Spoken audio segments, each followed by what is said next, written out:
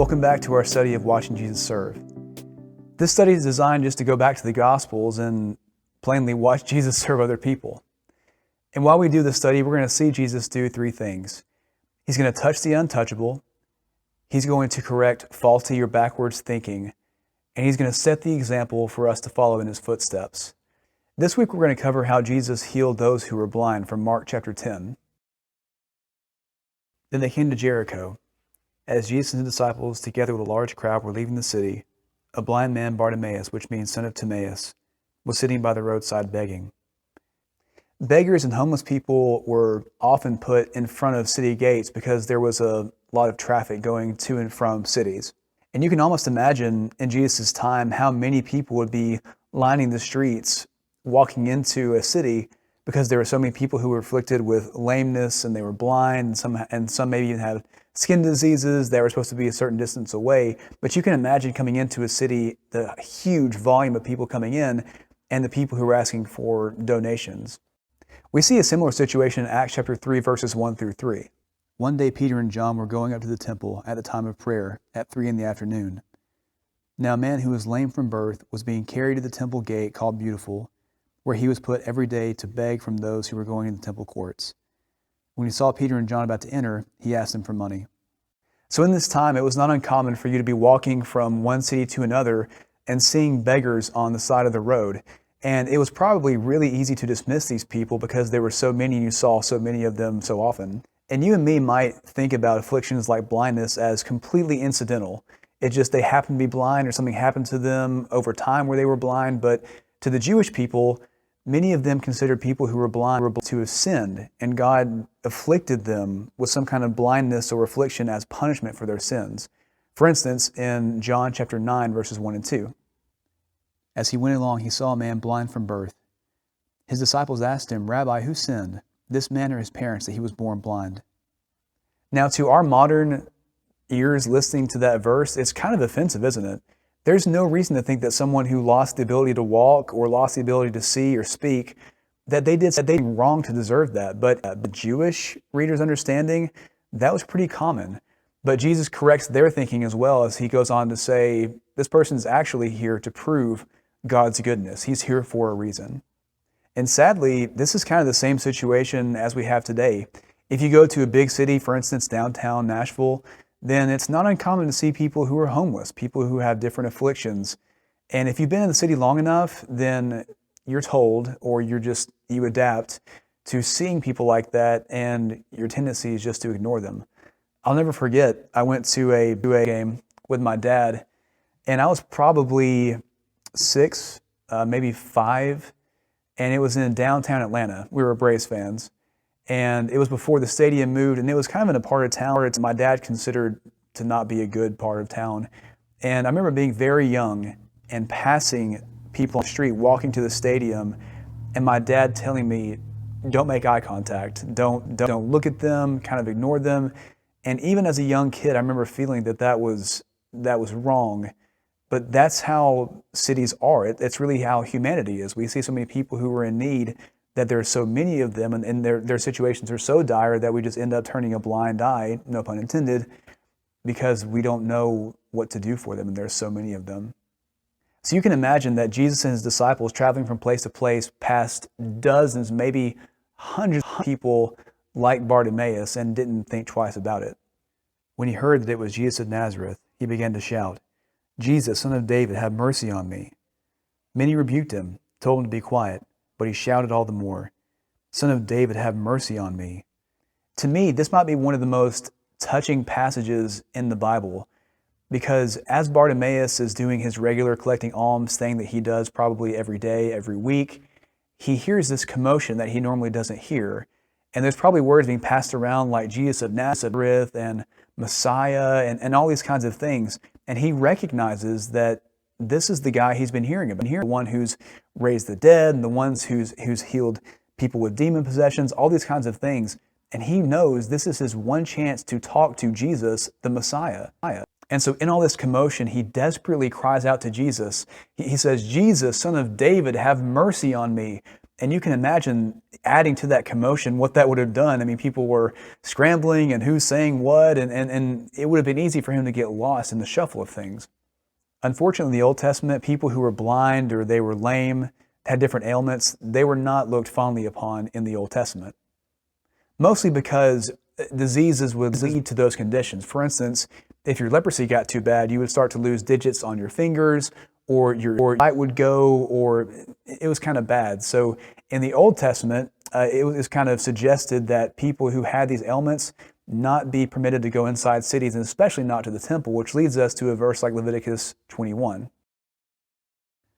The Lord said to Moses, "Say to Aaron, for the generations to come, none of your descendants who has a defect may come near to offer the food of his God.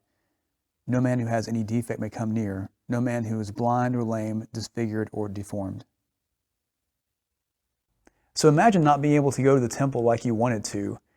We often take things for granted, like going to assembly and being able to worship God, and we can be here or there or anywhere and worship Him. But at that time, there was one place to worship God, and that distance, because you had an ailment, was constantly on your mind. I am blind, so I'm not allowed to go there to have some kind of defect with myself. It's been awful. And not only did the Old Testament suggest that you're not allowed to go if you have that ailment, but all people thought that when the Messiah came back, that those who were blind and crippled and lame, they wouldn't have a part with His kingdom.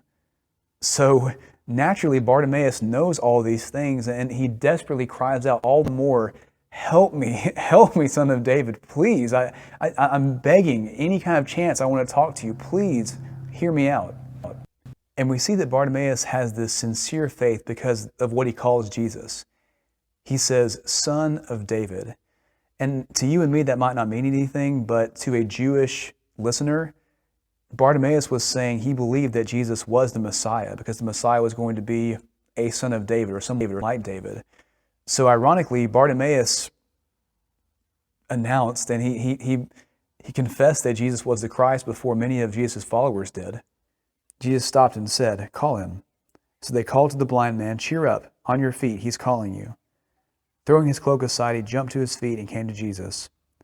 "What do you want me to do for you?" Jesus asked him. The blind man said, "Rabbi, I want to see." "Go," said Jesus, "your faith has healed you." Immediately he received his sight and followed Jesus along the road.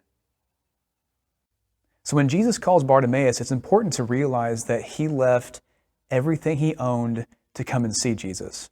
Consider this passage of Deuteronomy 24. "If your neighbor is poor, do not go to sleep with their pledge in your possession. Return their cloak by sunset, that your neighbor may sleep in it. Then they will thank you. It will be regarded as a righteous act in the sight of the Lord your God." So the way that beggars would have been laid out back in this time was that whoever was carrying them would have taken them to the gate or a high traffic area, and they would have laid them down, sitting down or whatever, and took their cloak and laid it out on the ground in front of them. And so as people were passing by during the day, they would ask for alms and charity.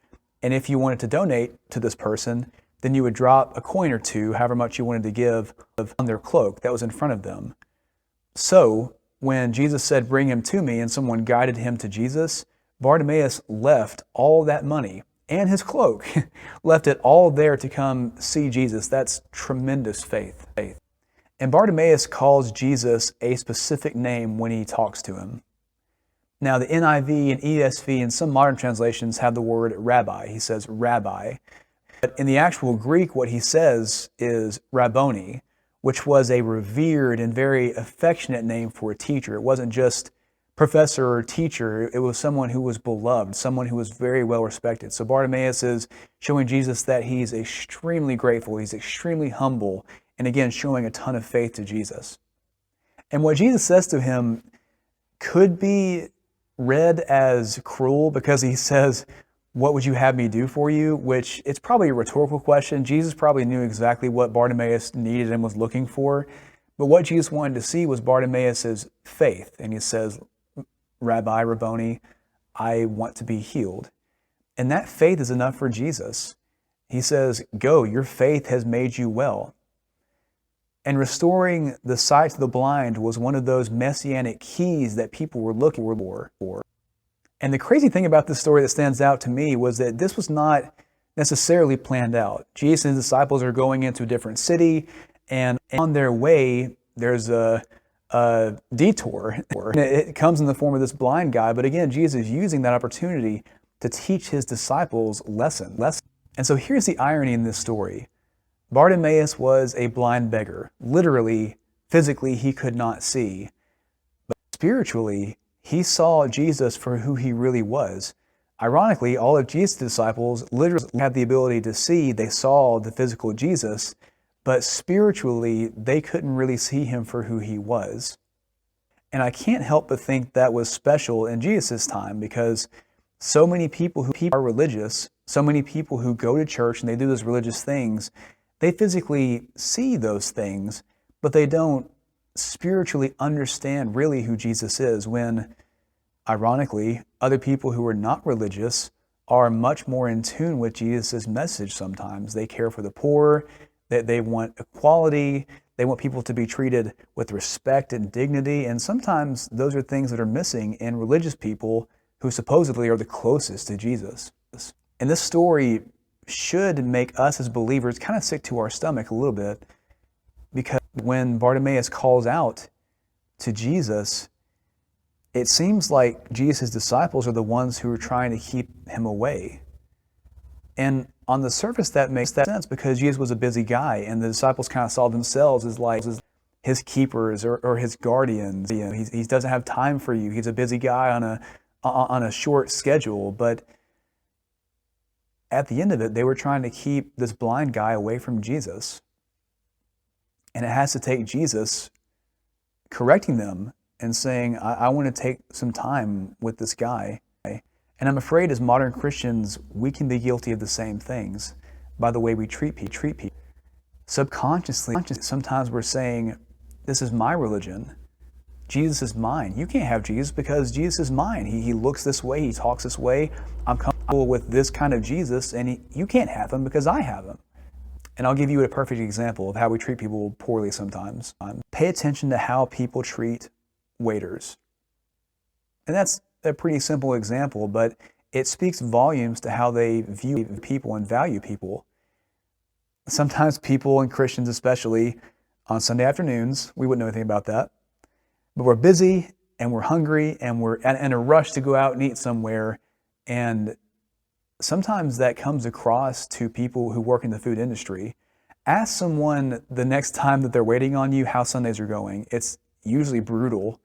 And it's usually because people like us who are religious go into places like Cracker Barrel, and sometimes we treat working people who are trying to make ends meet pretty poorly, because I'm hungry and I have to be somewhere and I'm busy and important, so you work for me. And sometimes we'll not pay them what they're due, and sometimes we treat them like second-class citizens. And these people are not dumb. They know we're coming from church services because in our fancy ties and dresses, and they know who Jesus is. And sometimes they see a disconnect between the way Jesus treated people and the way that we treat people. So as modern Christians, we need to be careful as well about how we treat people, because we're keeping people at an arm's length away from Jesus on accident, hopefully. So there's one thing that Jesus wants us to know today, is that we need to open our eyes spiritually to those who have needs. Think about how often Bartimaeus would have felt overlooked and unneeded in his society. People pass him every day. It's just another blind beggar, just another guy on the side of the road. But it took one conversation with Jesus to change his entire life forever.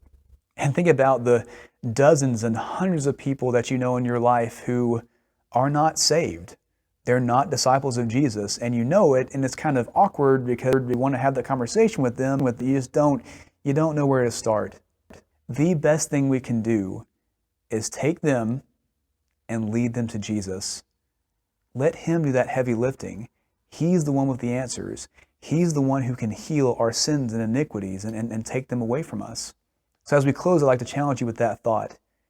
Who is Bartimaeus in your life? You pass them every day. You know something's wrong. You know that maybe things could be better for them, but we continue to just pass it off because we pass them every day and it's just become routine for us. Is there something that you can do for them to help bring them closer to Jesus? Can you ask them how they're doing? Can you get involved somehow in their life? Can you offer them a Bible study? Can you offer them a word of encouragement from your rabbi, Jesus, that might encourage them to develop a relationship with him? If we are going to be called Christians and disciples of Christ, we must learn Jesus and imitate how he treats those who are lost, spiritually blind.